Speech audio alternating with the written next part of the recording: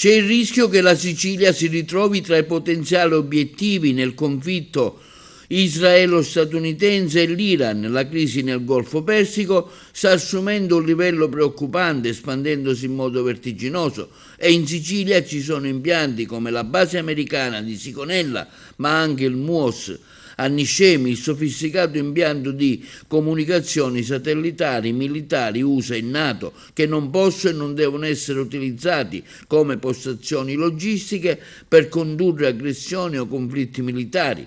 Il governo questo non lo deve permettere. Questo quanto detto dal segretario regionale del Partito Democratico Sicilia e deputato alla Camera Anthony Barbagallo a margine della comunicazione a Montecitorio dei ministri Tajani e Crosetto sulla crisi dei paesi del Golfo.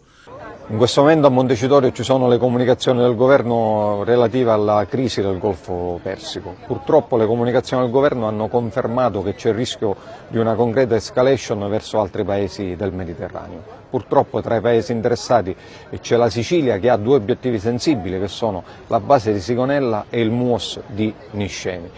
Oggi con un'interrogazione urgente al governo abbiamo chiesto che dalla base di Sigonella e dal MUOS di Niscemi non partono azioni che possono determinare sia conflitti militari che aggressioni ad altri paesi, e soprattutto abbiamo chiesto che venga garantita, e con quali misure venga garantita da parte del governo, la sicurezza dei cittadini siciliani e in particolare di coloro che abitano in prossimità di questi due obiettivi sensibili.